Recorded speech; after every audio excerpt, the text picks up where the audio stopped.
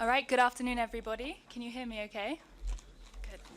My name's Anna Koopman. I'm from Stakeholder Forum based in London, and it's my very great pleasure to welcome you today to this afternoon's discussion panel on healthy people, healthy environment. Briefly, Stakeholder Forum's mission is to encourage democratic international decision-making on sustainable development on issues like this one. So it's my great pleasure to facilitate this panel. And a quick reminder why we're here. Healthy people, healthy environment is the overarching theme for this year's Ministerial Policy Review session and its supporting global thematic report. During next Friday's policy review session, ministers and other high-level officials will identify partnerships, policies and tools that can help to achieve the Sustainable Development Goals in areas that intersect both health and the environment, such as air quality, healthy ecosystems, chemicals and waste.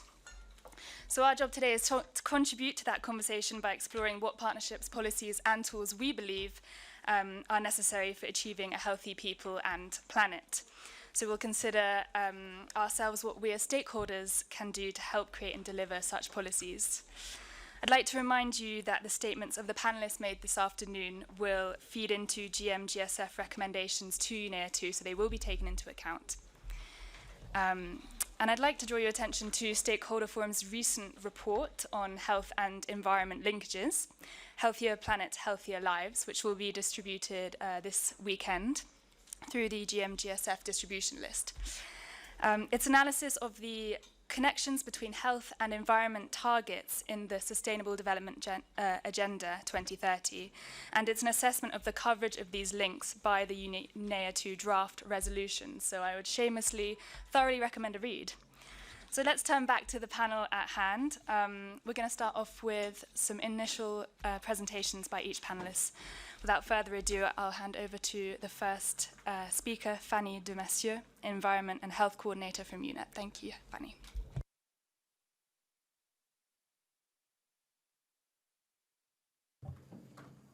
Okay. Well, good afternoon, everybody. As Anna said, I'm Fanny de Massieu. I'm the Environment and Health Coordinator in UNEP, and it's very nice for me to be here today.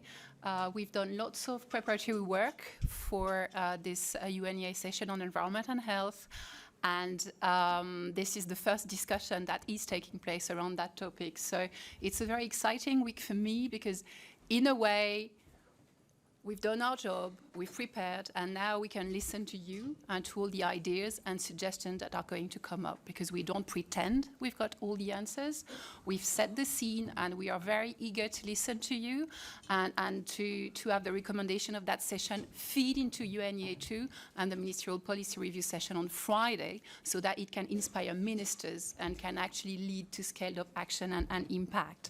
So as Anna said, the healthy environment, healthy people is the topic of the Ministerial Policy Review. On the day before, on Thursday, ministers will have discussed the 2030 Agenda for Sustainable Development and its environment dimensions. So I would say healthy environment, healthy people is sort of a discussion to concretely apply the results of the discussion that ministers will have on Thursday. If you can move to the first slide. This is particularly relevant, as you can see on this slide. You have to refer to the report to be able to read the very small boxes, so that's an incentive for you to actually read it. But you can see that environment and health linkages are actually in all the SDGs through one or many targets. So by working and addressing environment and health linkages successfully, we will be able to accelerate the delivery of the Sustainable Development Goal. I'd like to say that, no, please. The previous one, yeah. So the report, is not coming up with new scientific evidence. It is synthesizing the existing knowledge. And the main figure, you can move to the next slide, please. The main figure that comes out of that report is that 1 in 4 deaths every year is linked to environment degradation or poor environment. This is affecting all countries around the globe. And a major trend of that report, which is actually based on the latest WHO findings, is that for the first time, non-communicable diseases are killing more than the traditional environmental risks linked to infectious and parasitic diseases.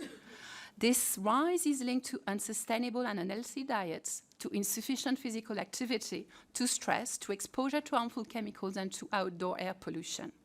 This said, most low and middle-income countries still have to face the challenges of access to water and sanitation, to clean cooking, eating, or lighting sources, which means that some countries are facing a double burden of disease. They've got to address the disease of the affluence, of the development, unhealthy diet, unsustainable diets, but at the same time, they've got to provide access to clean energy, to water, to another part of the population. So this is making the challenge extremely complex. Here on that slide, no, please keep the previous slide. Here on that slide, you can see very synthetically the main drivers of change, climate change. WHO estimates that by from 2030 to 2050, if we keep on the same pace, we are going to have 250,000 more deaths a year just because of climate change. You can see another driver, which is ecosystem disruption, land use change, zoonotic diseases. And here, an important figure is that approximately 21% of global medicinal plant species are endangered as a result of overharvesting and habitat loss. Another driver that I've talked about already is urbanization, demographic trends, and lifestyles.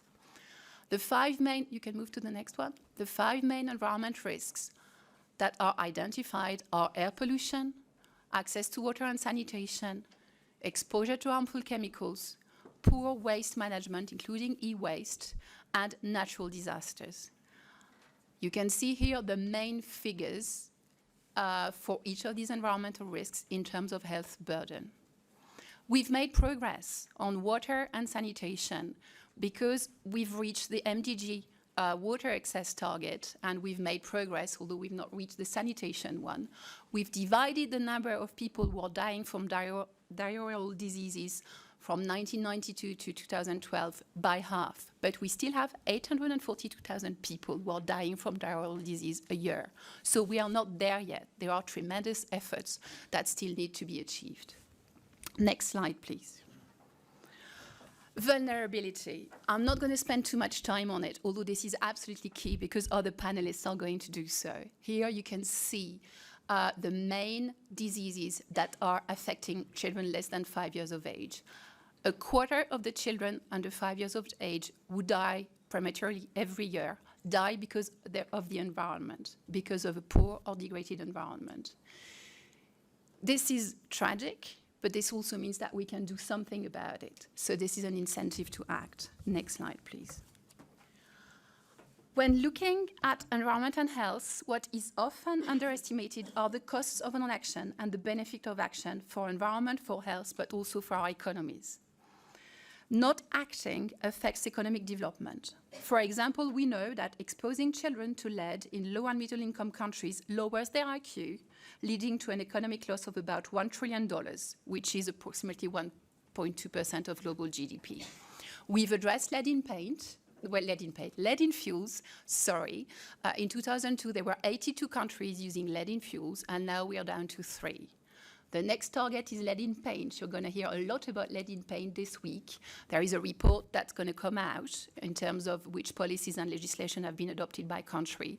You're going to see graffiti, free lead in paint, paint graffiti here to raise awareness, because that's the next target. It's not complicated. It can be done. There is paint without lead, so that's a priority. That's a quick win. Next slide, please. Overall, the Healthy Environment, Healthy People comes up with a proposed framework of 4 integrated lines of action. It's about decarbonization, and here the Paris Climate Change Agreement agenda is in perfect symbiosis with the environment and health agenda. This is about having cleaner technologies, decarbonizing the way we live. This is about the detoxification of our societies, cleaning our soil, cleaning the soil that's polluted by industry, cleaning the water, cleaning the air. But this is not only about cleaning. This is not about, coming after and seeing how we can restore the environment. This is also about coming up with new development pathways, with innovation, with sustainable chemistry, with large sustainable agriculture practices. The third pathway is through decoupling and changing lifestyles, and I've discussed this already. This is about sufficiency. This is about consuming better. This is about decoupling the way we see development growth and from environmental degradation. And finally, this is about promoting ecosystem resilience. And I'm saying this last because I think for me it's the most important thing. We see more and more studies which are raising awareness on the importance of ecosystem and biodiversity. In some countries, we've heard a lot about bees, about pollination, about the fact that it is important for food security. So awareness is growing, but awareness is still not sufficient. People, citizens, policymakers do not understand that the ecosystems are actually protecting us from shocks, from disturbances, and that communities are part of this ecosystem. So the report puts emphasis on the role of communities, not only individual citizens, but villages, associations, partnerships, which are contributing to building that resilience. I'll be very quick on the concrete actions that are recommended by the report. They are aiming at there are 25 concrete recommendations going from clean cook stoves to access to water in all hospitals, schools, and slums. You know that in Africa, 42% of health facilities do not have access to an improved water sources within 500 meters. So there are priority actions that we are recommending. We are also promoting a more sustainable urbanization, providing green space, biodiversity, so that people have a different lifestyles. I've talked about examples of successes, but it's only examples. This is not the rule. So the challenge for UNEA and the challenge for us today is to see how we can deliver better. We've got very successful partnership. We've got CCAC, the Climate and Clean Air Coalition. There are lots of good initiatives, but we haven't been able to actually reach a critical mass, and this remains a very fragmented landscape. The regional scale is probably very key here to actually build all these efforts together, but I'd be really very interested to hear from you today on how you can see that your initiatives, the little local projects that are going there, can be brought together to actually drive change. Thank you. Thank you so much, Fanny. For those of you who haven't read the report, it's a really thorough and fantastic read about the linkages of health and the environment. So in order to hear more about the local experience of these issues, I'd like to pass on to Oyuna Oydov, the Director of Development Horizons Foundation in Mongolia. Thank you. Thank you, Anna. My name is Oyuna, and I came from Mongolia, and I work in Development Horizons research and organization, and we also represent civil society. For some people who might not know, the Mongolia is an Asian country bordering Asian landlocked country bordering with Russia in the north and China in the south, and we have 3 million population. Living on the 1.5 million square kilometer area, which is very rich with natural resources like gold, coal, and earth minerals, copper, molybdenum. And recent statistical information shows that Mongolia has over 50 million domesticated animals, and almost 80% of our country's land area is a pasture land. Recent rapid growth of Mongolia in a post-transitional period and new challenges in economic and social activities have dramatically changed our surrounding environment, governing structures, livelihood, and health standards of people, giving a very serious signals that need to be addressed urgently.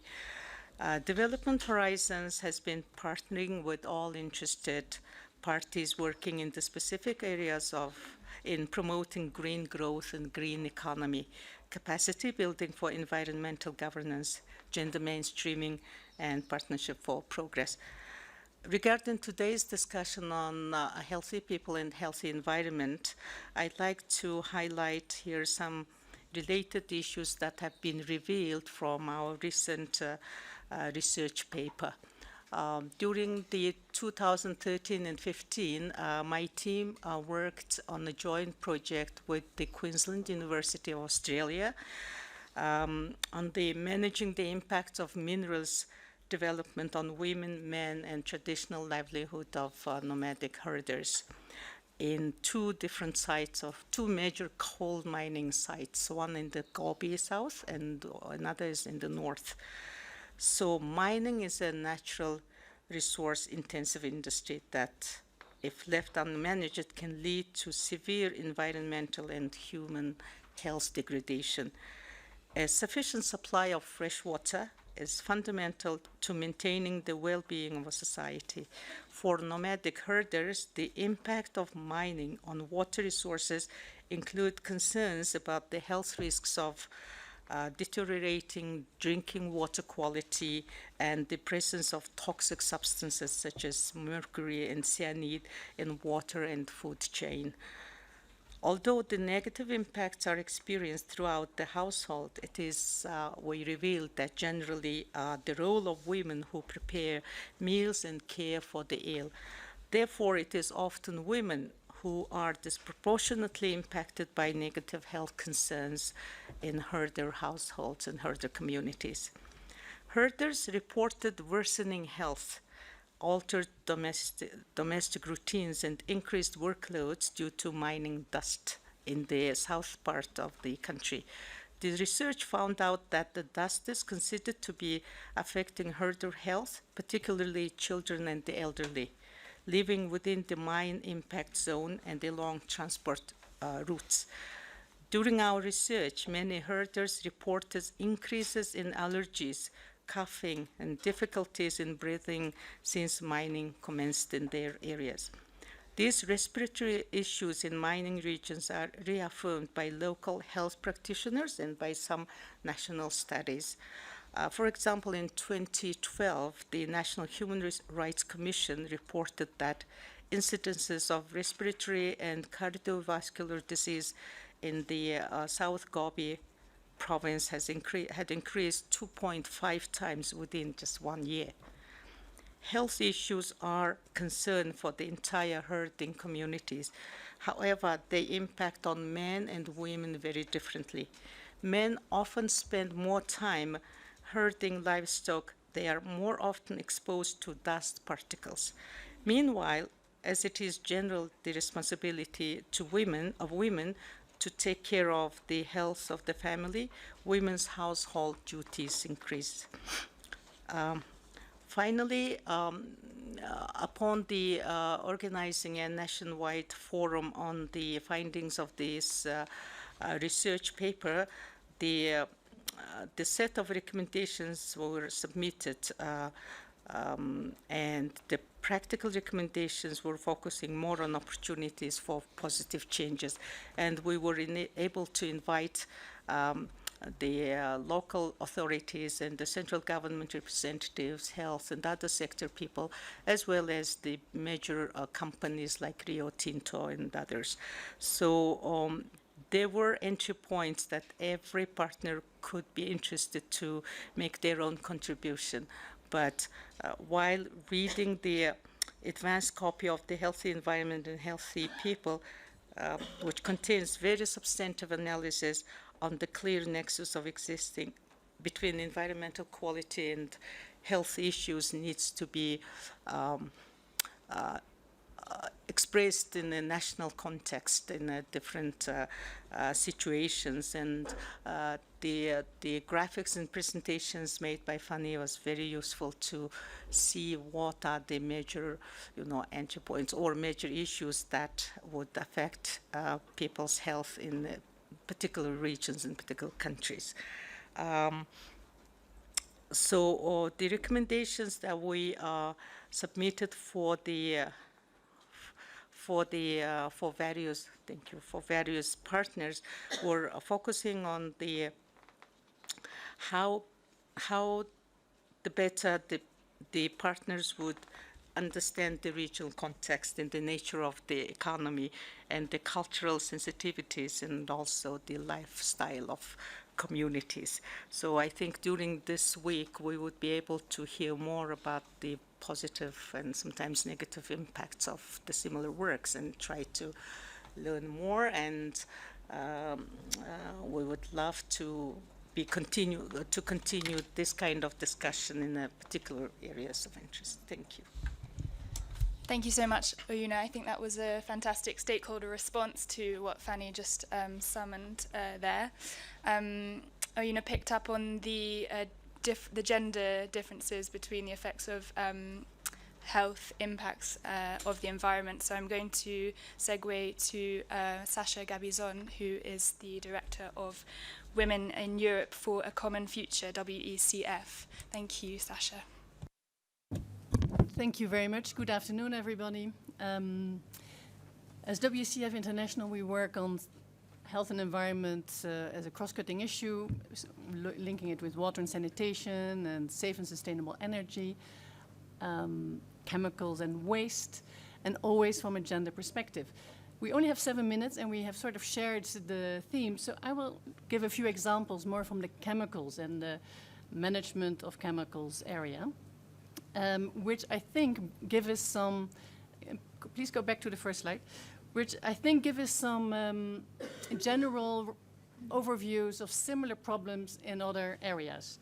It's very much about not only death from environmental related diseases, but also disease and the potential of living a full life in all your, in good health. It's about the right to live in a healthy environment, and it's about the right to know about environmental pollution and how you're being contaminated, yes or no. And it is about actions to make sure that all avoidable health impacts are prioritized. And so I'll give the example, and you can go to the next slide, of projects we do on sustainable sanitation, building toilets. This is an old toilet which we wanted to replace with a new sustainable ecological toilet. And then our NGO partners wanted to build it with asbestos slates.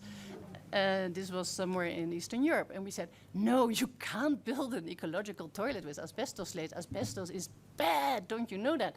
And they said, no, our asbestos seems to be safe. Next slide, please. Then we, bought some asbestos on the market from different places, from Almaty, from Romania, from Ukraine, and we tested it, and we found out that this was exactly the same cancer, risk asbestos as everywhere else in the world. Next slide, please. And we have extensive data on asbestos, more than 100 years of data on the health impacts of asbestos, and more new data, also that, for example, ovary cancers can be related to exposure to chrysotile asbestos. Next slide, please. But we also know that there has been a huge industry lobby, and still is. The French and Canadian industry, asbestos industry, tried to bring it to the World Trade Organization to forbid countries to stop trading in asbestos. That failed, and the World Trade Organization said you can protect your public health, you don't have to import a dangerous substance, but it's still being sold largely in developing countries without the knowledge of many governments. You can go on the internet and just buy it. We have also a handful of countries blocking the addition of chrysotile asbestos to the UN Rotterdam Convention to have prior informed consent, so that at least governments are informed when they import such a dangerous product. Because, and I think this is an essential issue, who pays the bill? In the end, it's the people. Because we know from the studies, for example, from Holland, 62 billion euros total cost to the economy. We're a tiny country, 15 million people. This is the total cost, including lost days of work. 1.5 billion just for health costs, 32 million just for cleaning up asbestos waste. These costs are not internalized when you import such a hazardous product. Next slide, please. And there's really a lot of very unethical commercial tactics, and industries trying to sell their product as safe. There is a call of recycling, so that you get waste and then you're supposed to recycle it as if it would be a resource. But principle, you're importing a cost to people's health and to your economy. Next slide, please. But we know that similar tactics are also being used by other producers of hazardous chemicals. We still have a huge problem with well-known, highly hazardous pesticides, which have been banned in many, many countries, which continue to be sold and used. We also know that we have problems with the so-called safer pesticides. The example of glyphosate, which was supposed to be a safer alternative pesticide, is now also listed by the World Health Organization as a potential human carcinogenic. We are not including in the price of the pesticides the future health damage, the future cancers and their costs. So we need to find policies for these type of hazardous substances where the polluter pays, so where we can clean up the highly hazardous pesticide dump sites, where we can deal with the health effects of them. And so one of the proposals from civil society is to have a tax on the global pesticide industry, for example. Next slide, please.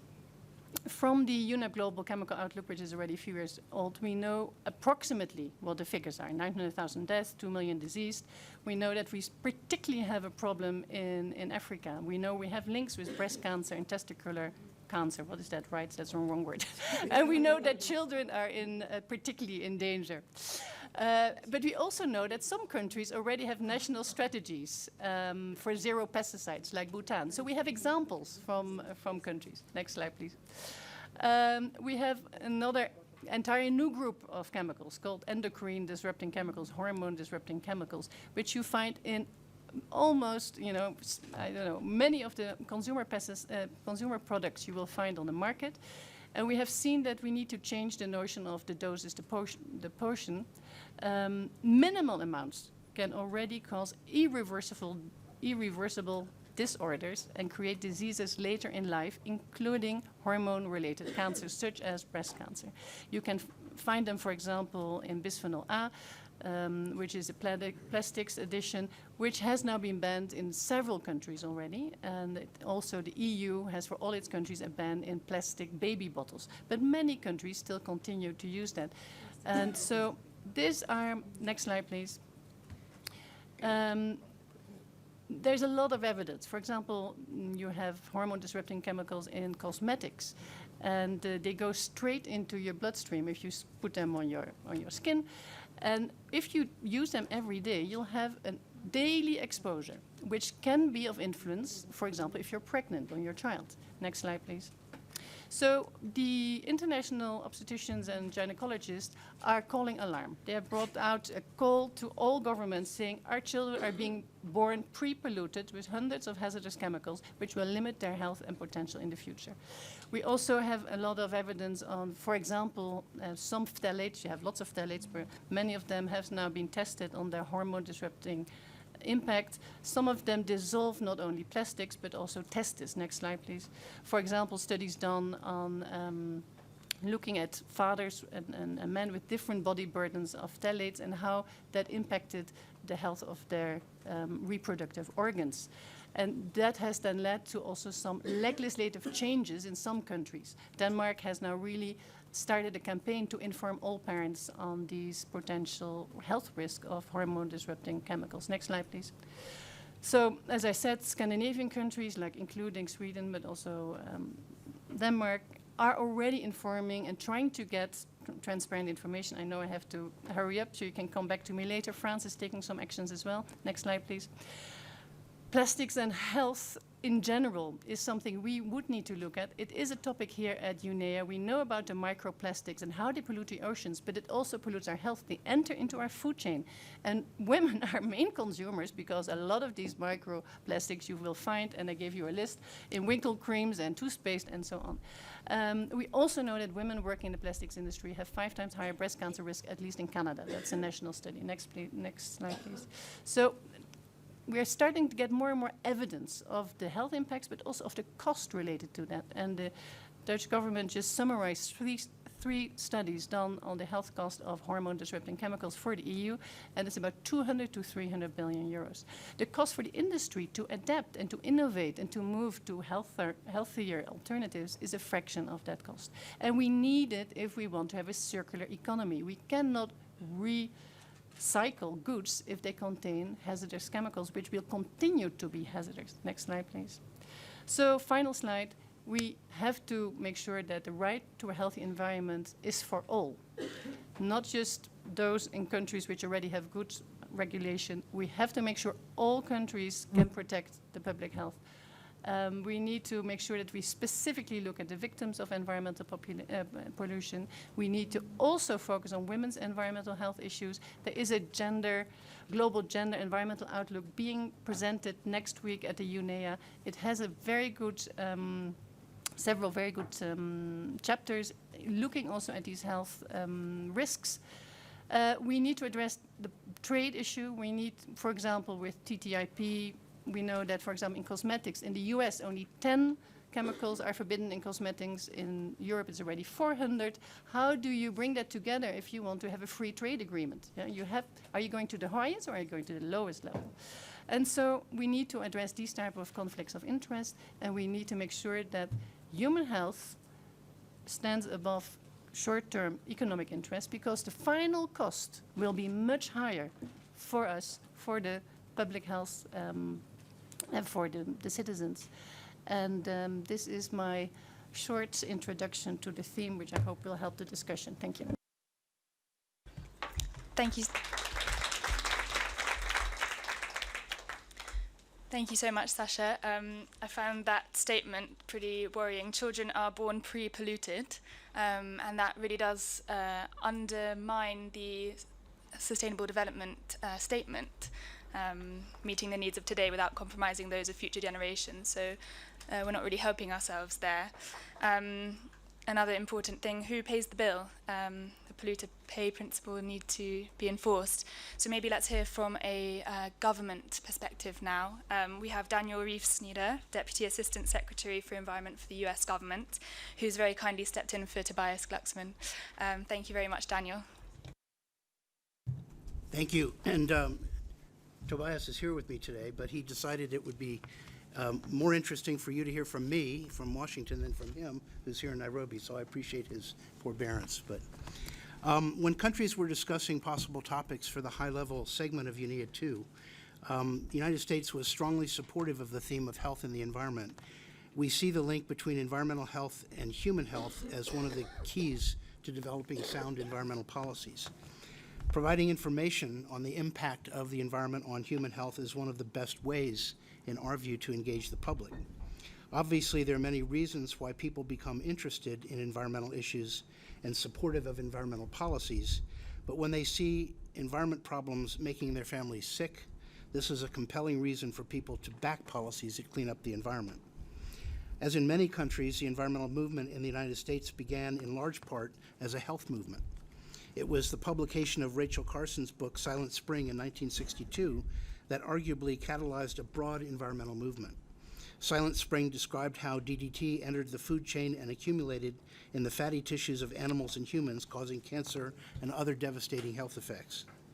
With more and more evidence of how environmental health was impacting their own health, the American public demanded greater environmental action and protection of the air, land, and water on which human and other life depends.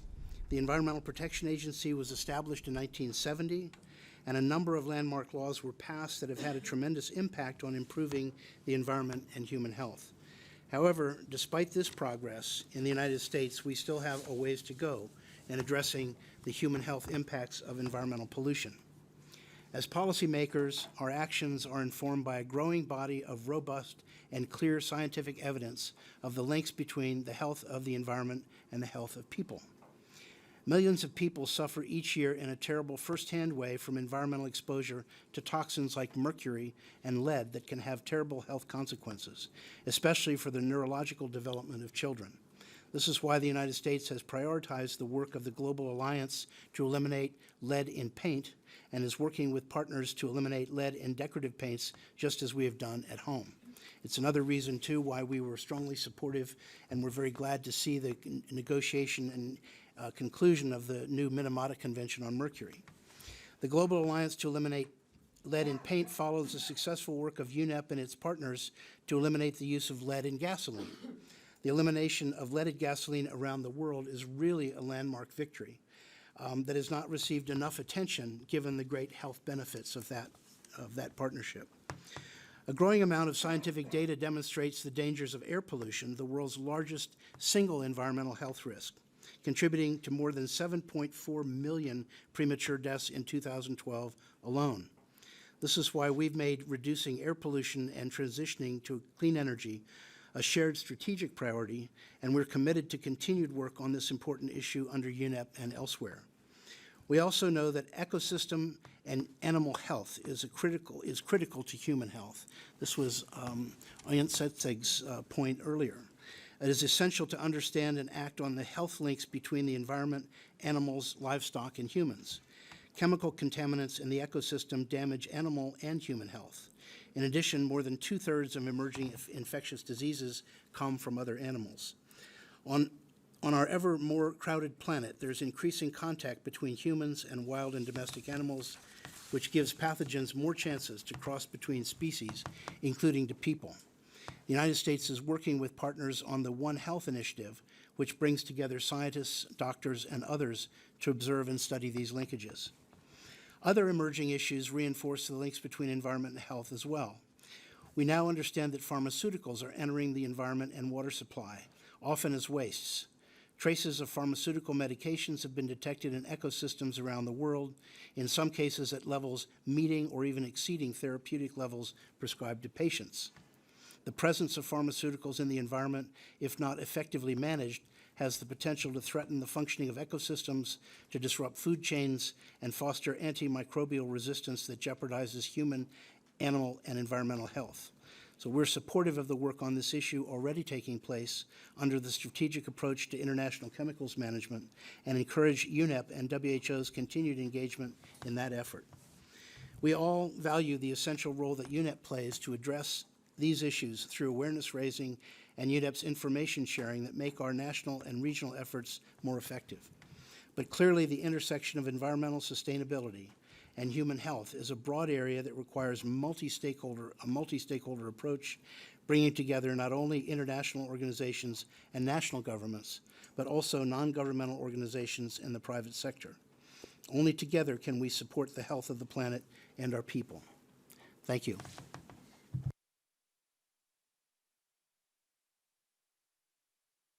Thank you so much, Daniel. It's good to see how much the US government is partnering with UNEP on that. It's very interesting. And let's move on to Saltanat Shakanova, Program Officer from the Regional Environmental Center for Central Asia. Thank you. Thank you, Anna. Good afternoon, dear ladies and gentlemen. I'm representing here the Central Asia region, but we are locating in Kazakhstan, the headquarter office.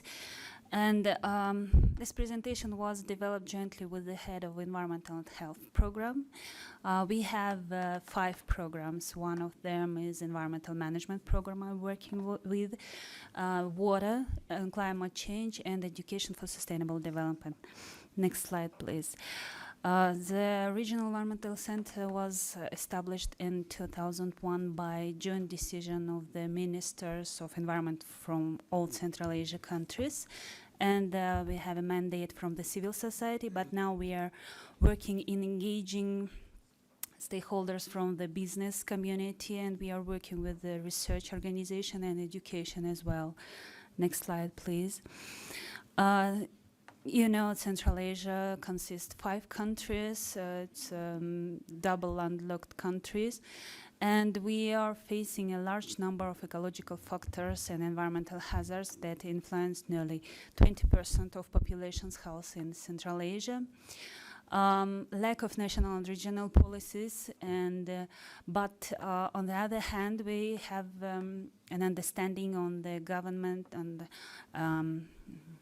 on local level, understanding that environmental sustainability is necessary to provide better human health and better well-being. Climate change and depletion of natural resources also challenging the population health, and we facing the increasing understanding on the national and regional level. Next slide, please. As well, we are facing the demographic pressure, and there is expecting about 90 million people in 2050, and the proportion of the population living in rural areas is about 50%. Working on the different projects last 15 years, we have discussions with the national governments, with the civil society and research, and prioritize next environmental risks for human health. It's an unsafe water, poor sanitation and hygiene, food safety, air pollution, climate change-related disasters, and radiation and toxic substances. Next slide, please. Here is some indicators on water quality we produced within one of our projects, and they're based on the National State of Environments reports, and you can see here the main rivers in the Central Asia, and the water quality is very low. Next slide, please.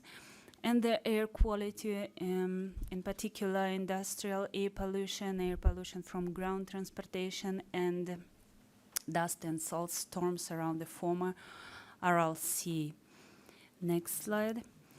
That is why this newly developed the Health and Environment Program we are devoting to promotion of a healthy environment, producing evidence-based risk assessment, and the program also devoted to avoid and decrease unnecessary illness and through primary prevention of environmental hazards, and the population-wide proactive upstream preventative actions before unhealthy conditions and their causes occur.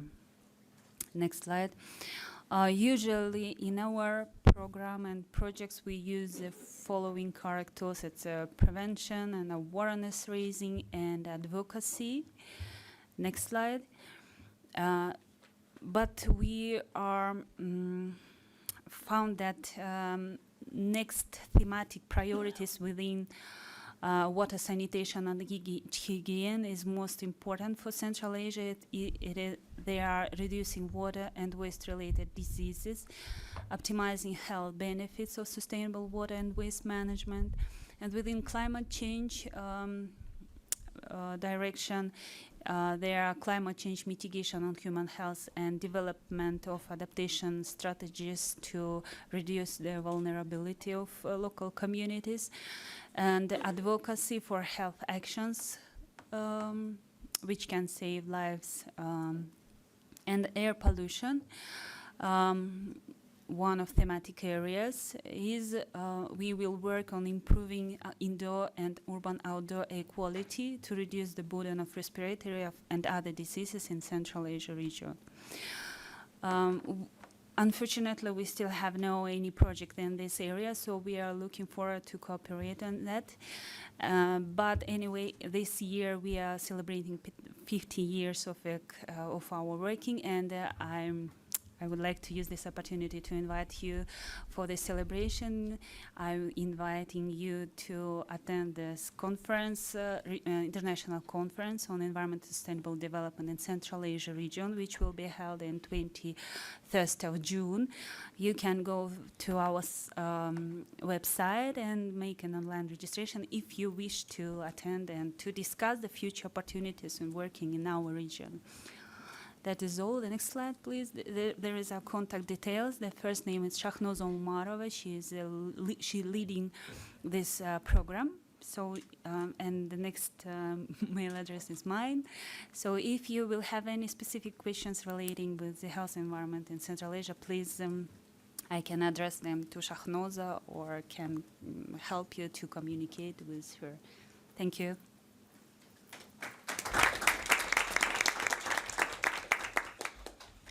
Thank you so much, Saltanat. Congratulations on the 50 years. That's a fantastic achievement. It's very interesting to see the repeating themes. Air pollution and water pollution seem to be the most important environmental threats to human health, and that should really be taken seriously. And it's also really critical to take into account the root causes of environmental problems instead of just dealing with public health treatment, which is much more costly for public health agencies. So I'd like to finally pass over to our final speaker, Helen Hakena from Leitana Nehan Women's Development Agency. Thank you. Thank you so much and good afternoon. I'm here representing the women constituency of the Asia Pacific region as members of the Asia Pacific Women Law and Development. We agree that the state and quality of the environment has a significant impacts on the overall human health and well-being. I will first of all tell a story about my country. I come from Bougainville, where land, the environment, and health is all interlinked. Women are the ones who look after the environment and who respect the environment for the well-being of the future generations. But all this changed when we had the world's largest mining, which opened in Bougainville in the 1960s, and there was pollution to the environment. The rivers were running dry with chemicals. A lot of damages were done to the environment around the mine. Women were no longer using the environment for collecting the herbs that were supporting. You know, it was easy, and it was easy for women to collect firewood, to collect herbs. The environment was one with the women, and women were one with the environment. And the respect of the ecology was there. But when the mining company came, there was no respect for the environment. So there was air pollution, pollution of the rivers, the fishes were dying, rivers were running dry, we had no place to get water from, so women had to walk long distances to collect firewood, you know, causing ill health and all this. So women's health degraded. There was a lot of cancer, there was a lot of breast cancer, women were dying in childbirth, and then there was a fight between our people and the government of Papua New Guinea and the mining company because of environmental damages. So the environmental damages caused a conflict. And then we lost 20,000 lives. Half of them were women. Because of health reasons, our women were dying from preventable diseases. Because of what was happening, they were drinking polluted water, they were collecting polluted herbs, they were walking long distances to collect or to work or to make their gardens. So the environmental damages is linked to people's health and to everything that surrounds the ecology or the whatever, the livelihood of the people. So we all agree that the environment and health of the people are all one. On this note, we should also identify key contributors to the environmental problems, which will help better guide strategies to address these problems. Namely, because if we do not identify the contributors to the environmental problems, we will not get anywhere. An industrial pollution, or the weight of the development under which the environment is straining under, that is unsafe water caused by poisons created by industry, pesticides, chemicals that are pushed into our rivers, poor living conditions being suffered by women because they have to be moved away from their good homes, which lead to inadequate sanitation, insufficient hygiene. In turn, this causes poverty and inequality. Poor nutrition caused by economic status as well as production, because when women are on their land, they can make good gardens, you know, sustainable for their health and their livelihood. Poor nutrition caused by economic status as well as production system, where mass production but low nutrition foods are more cheap. Nowadays, when women are moved, they buy cheap food, and this is not good for their health. Degraded ecosystem caused by large-scale development projects like mining, monocrop plantations like oil palm, climate change caused by unsustainable production patterns, overproduction since industrial revolution, like it's causing a lot of migration too for our islanders whose islands are sinking because of things that they have not contributed to, which is causing climate change. And we also would like, in terms of integrated actions and strategies, we should add or include enforcing strict penalties, accountability especially for big industries polluting the environment, and promotion of preservation of carbon sinks, that is forests, oceans, as well as, among others, changing industrial production patterns, that is overproduction and overexploitation of our resources, which causes a lot of ill health among our people, particularly women. The ecosystem pressures should be reduced, not just from livestock and logging, but also from mining, large-scale monocrop farming, urbanization, and land conversion. And we also want to things to be included on targeted, integrated, and economy strategies to meet solutions framework.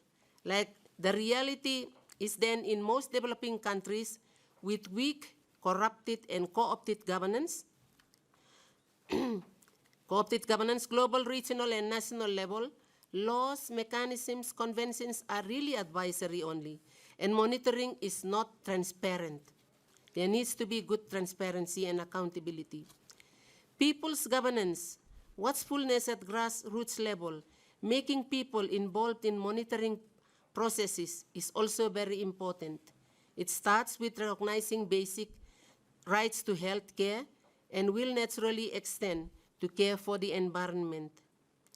Market and financial instruments are worrisome from the perspective of CSOs and the people, as this promotes the commodification of health services and medicine. We do not believe that incentives to health should be working for people's basic health rights. While we agree with supporting local markets and sustainable agriculture, we should start with addressing inequality of distribution of resources, which forces people to buy cheaper, less nutritious mass-produced foods, as well as enabling farmers to be free and fettered by economic situations to practice sustainable agriculture. Wholeheartedly, we embrace the people-centered strategies on healthy environment, healthy people. People are natural stewards of the environment, especially women. Farmers and fishermen and the indigenous people know intimately or are more attuned to how nature works and naturally value the environment. A natural connection between unhealthy environment and unhealthy health, as well as unhealthy livelihoods and incomes. Healthcare is part of our people's basic rights and services. Non-commodification of healthcare services take down regressive patent regimes on medicine and intellectual property rights, sections of the TPP or Trans-Pacific Partnership. People-centered governance around environment health nexus, frontline community health, proactive and not reactive care for people's health and environment. Thank you so much.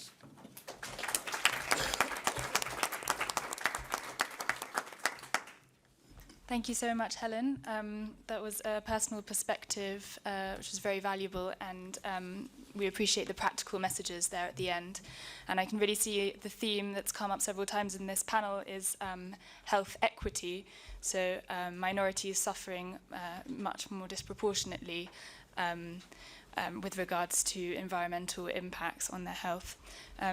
So let's now just open up a question amongst the panel. I'd like to find out what your specific policy recommendations are, whether on a regional, national, or international level, which I can then pass on to the ministers next week. So maybe we'll start with on my left and then work across. Yeah. My team has been, my team members have been reviewing the UNEP's advanced copy of the Healthy People, Healthy Environment document. And we could see how substantively that was analyzed, but from our perspectives, having that global level recommendation pattern with the governments or during the ministerial debates and conferences, the member states should also include the particular region or national nation-specific points, because sometimes the small issues may turn into huge all of a sudden, very suddenly. So taking into account the recommendations that's been drafted prior to UNEA, my team also had a meeting with the WHO office in Mongolia, trying to see if there is any entry point in their prior UNDAF processes. So I think this recommendation line is huge, very broad, and from my perspective, we would focus more on the Mongolia-specific issues, and we would try to attract as many partners as possible, including UN agencies, UNEP and WHO and other partners. Thank you. Thank you very much. Sasha, would you like to say anything? Sure. Well, I think we have learned a lot already. We have a number of very good instruments which we should build on. And I think what is really the challenge is to make our instruments equitable worldwide in line with the 2030 agenda, leaving no one behind and really reaching the most excluded. And therefore, what we would like to see, of course, is that all governments would, sign up to the multilateral agreements which we already have, which can, even starting with the Rotterdam Convention, the Basel Convention, make sure that you know what waste, what chemicals are getting into the country, make sure that the population is informed, that they know where these chemicals are, that we know how to then also make sure that the polluters pay, so that we put in line everywhere these type of legal and fiscal measures to give incentives for a reduction of pollution and an increase for sustainable production and consumption. And we have the basis of that, but the problem is often that we also have a very strong resistance from some industry lobbies, which often are small compared to the cost created by the activities. I mean, if you look at asbestos, it's maybe an industry of 500 million, euros or so, but the costs are in the hundreds of billions. So that we need to look at it, that it becomes very clear who are the winners and who are the losers and who pays in the end the cost. So I think what we see more and more studies on the cost of environmental pollution makes it then also easier to create the fiscal and legal instruments to create the right incentives to move towards a healthy, sustainable way of production. Thank you. Sultanat? I agree that we can move from the global decisions of UNEA to the not only national but also to sub-regional level.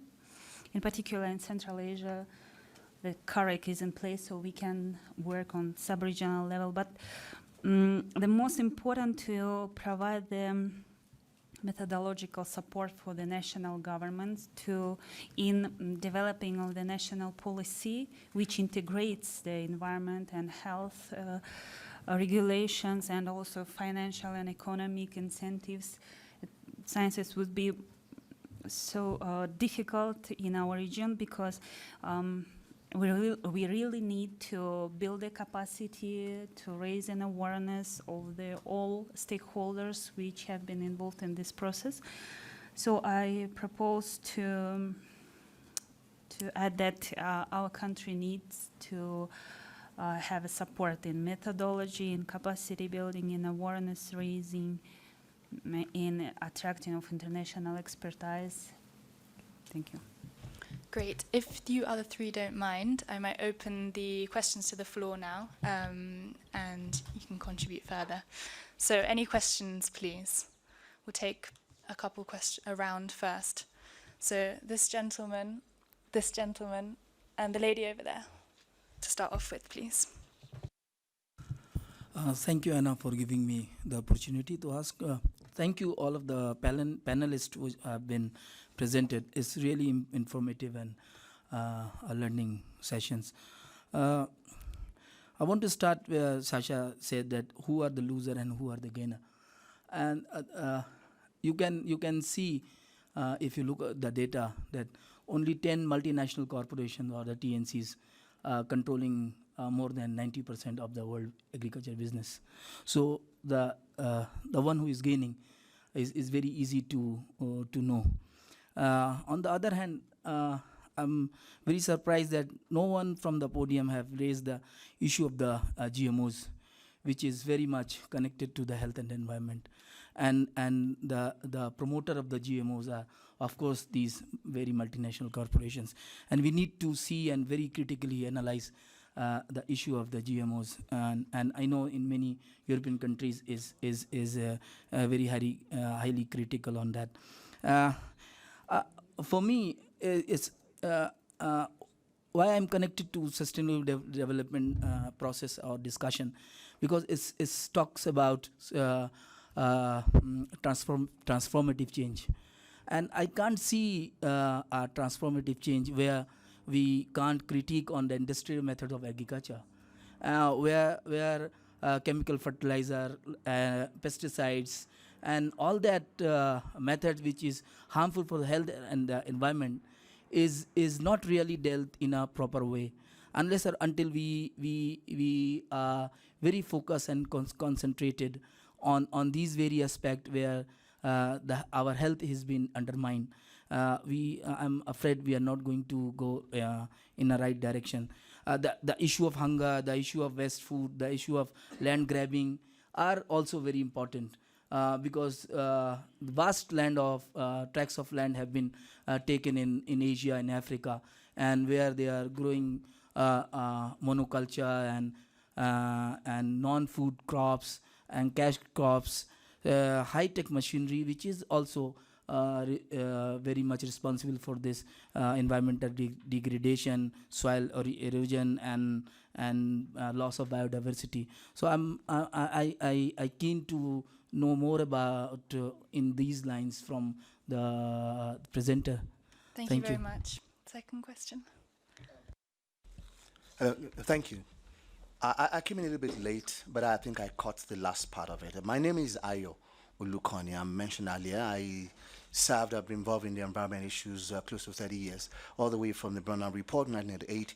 I was also part and parcel of the Rio Earth Summit and others. And I also was lucky to have served 4 years here. But I retired as the Nigerian ambassador to Australia with concurrent accreditation to New Zealand, Fiji, and Papua New Guinea. And I'd like to ask a question to my dear sister, Helena Kena. Because when I went to Papua New Guinea, I got a briefing on the PNG LNG.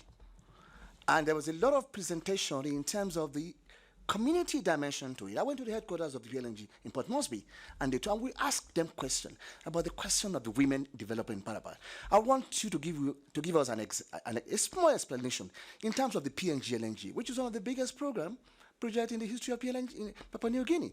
Secondly, I also served in Vietnam.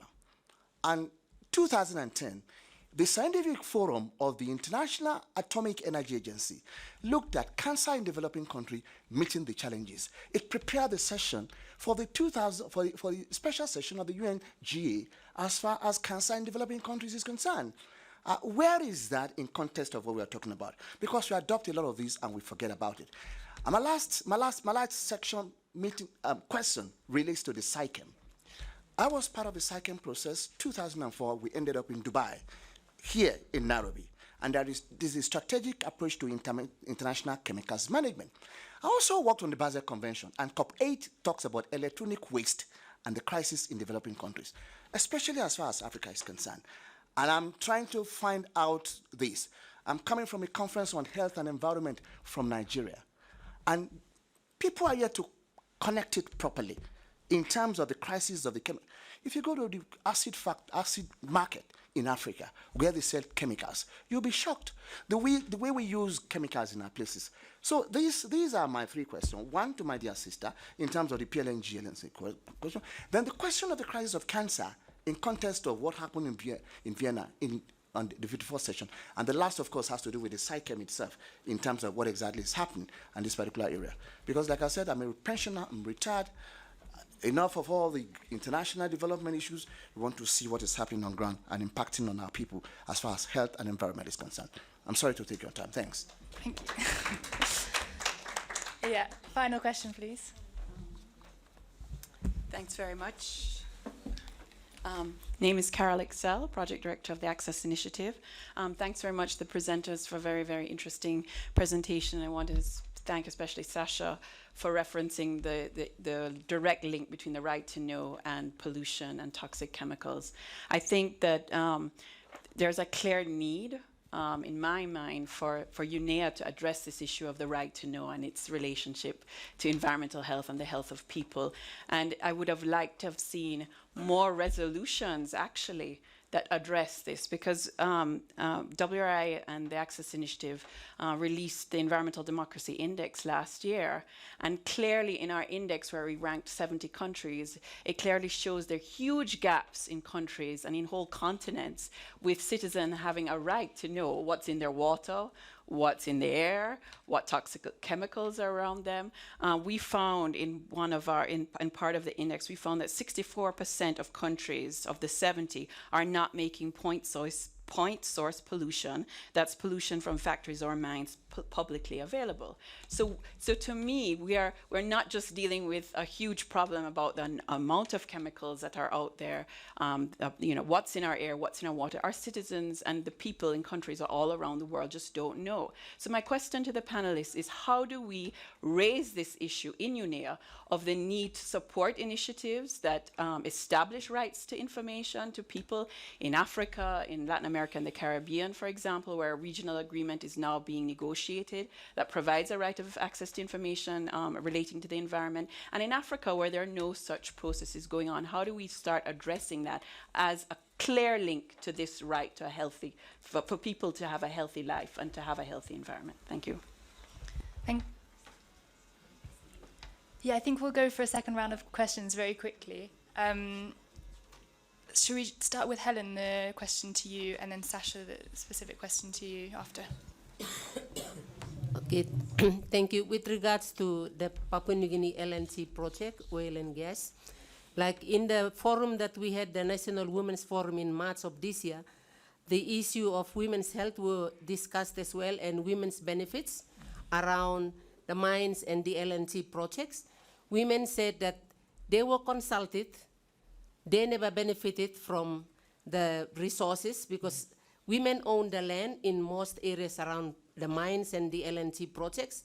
But lately, men were taking a lead in gaining, and men have been, like the gender-based violence which surrounds, the women's benefits. There has been a lot of gender-based violence.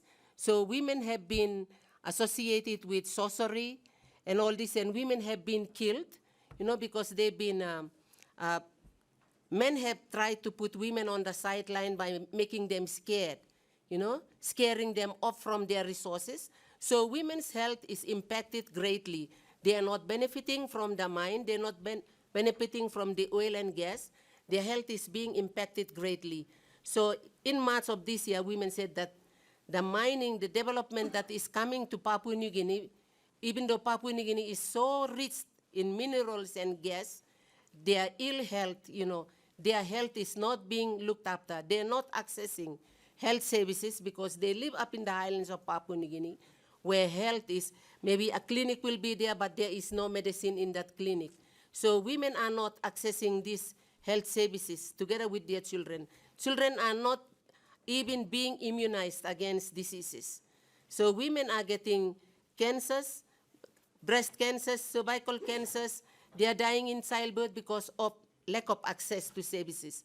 And because they are, they're risking their lives by going into polluted rivers to find fish, because they are piece of folks as well. So they use the rivers to get what they want for their family survival.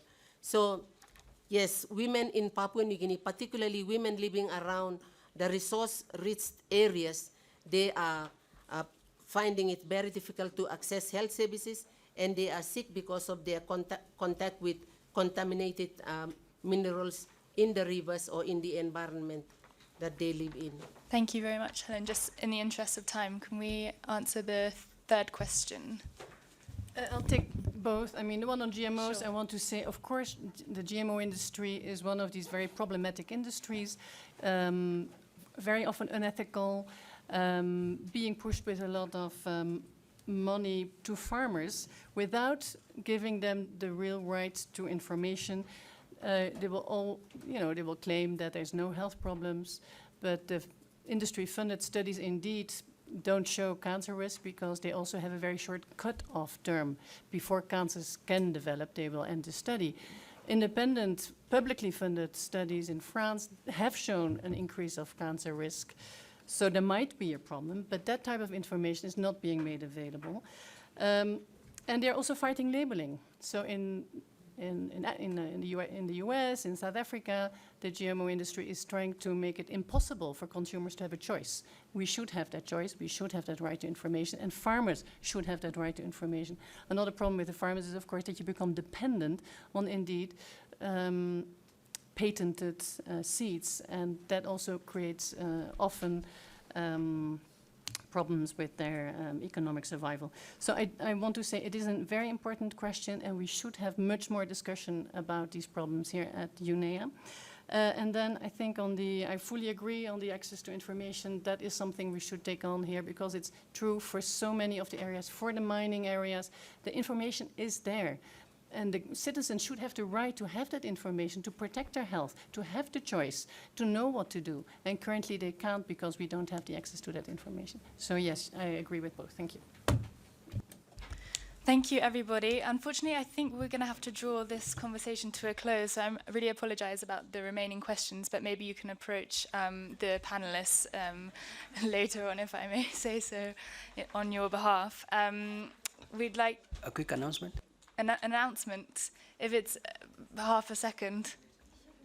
There's a link between human health and vultures. That sounds almost impossible to believe. There is, and we are drawing that link on Wednesday at a side event at 3 o'clock in this room. We are saying healthy vultures, vultures, yeah? Healthy vultures, healthy people, because when vultures remove carcasses from the environment, they prevent spread of tuberculosis, rabies, anthrax. When India's vulture population declined by 90%, they were forced to spend $34 billion per year to treat rabies. Come for the side event on Wednesday for more information. Thank you. I think there are several side events on this theme, so keep your interest up throughout the week. And I think everybody is welcome downstairs now for the open dialogue with Achim Steiner. And just a last round of applause for the panelists.